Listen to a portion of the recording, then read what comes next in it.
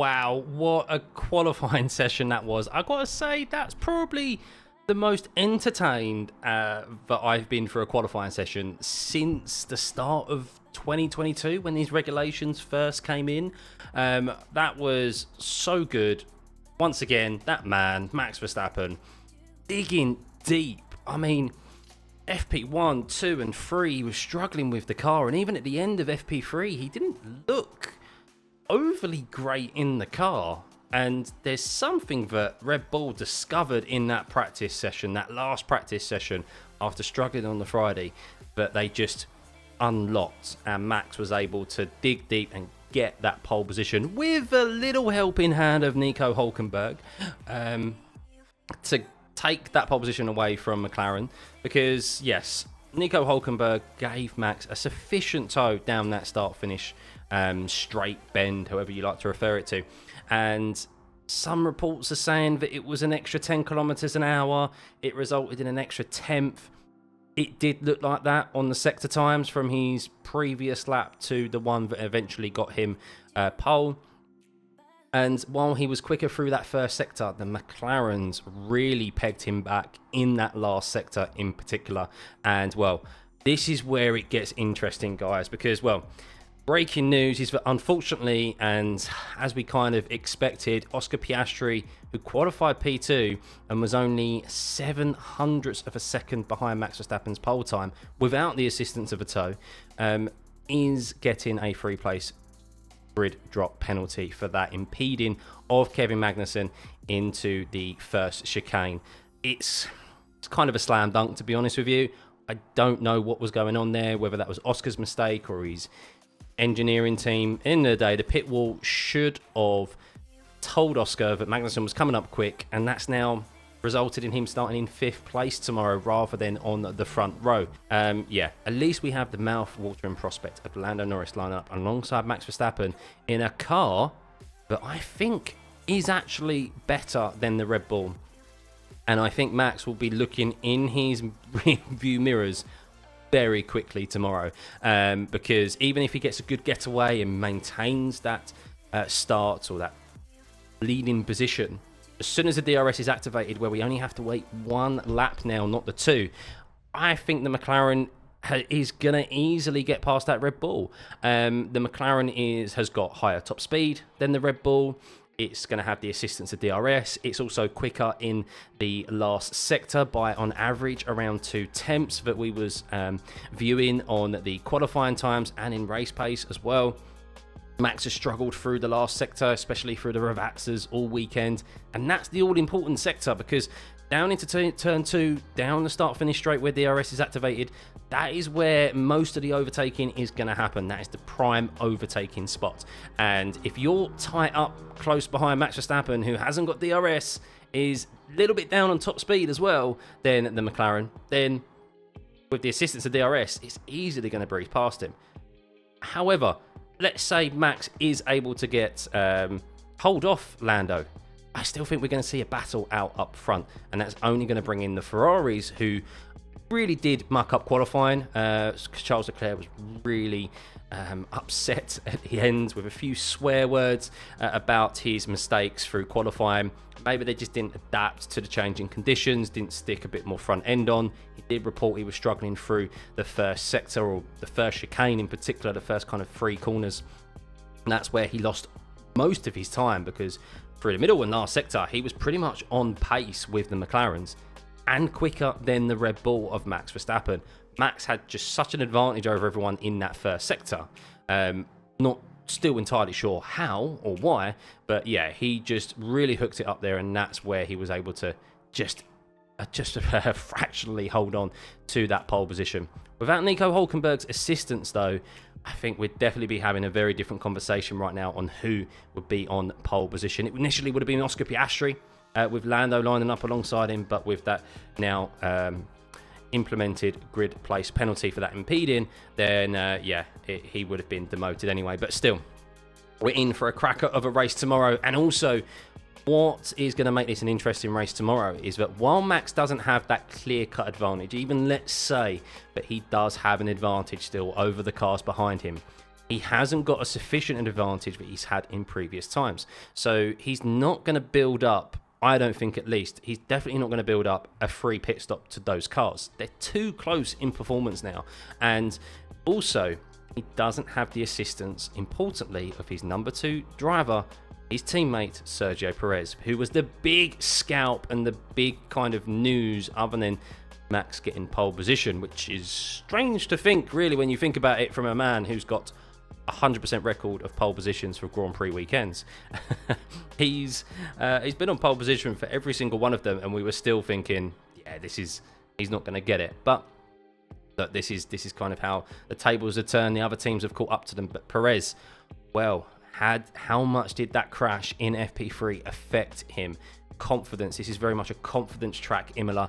There's no room for error, as we saw Fernando Alonso, also another driver to crash in FP3 and then goes out in Q1 as well, which is very unlike Fernando Alonso.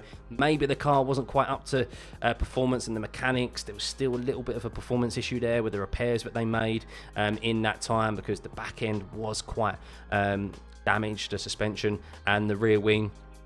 But I think ultimately it comes down to confidence. Alonso made a mistake through the first sector. Perez just wasn't quick enough and attacked the Variante Alta chicane too aggressively again, which initially caused him that issue with going into the barrier and losing control of the car.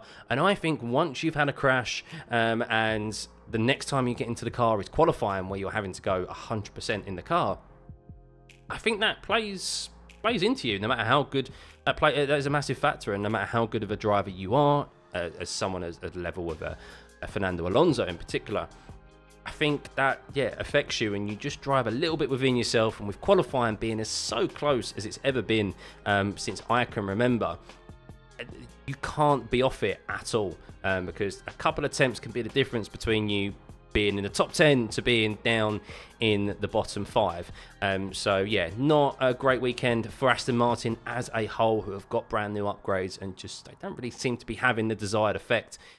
So unlike Ferrari, who brought their upgrades and have gone well, but yeah, still disappointing from them that they weren't on pole position. But Perez, the big story, of course, him going out in Q2 P11, but also being knocked out by Daniel Ricciardo, of all people, both V-carbs.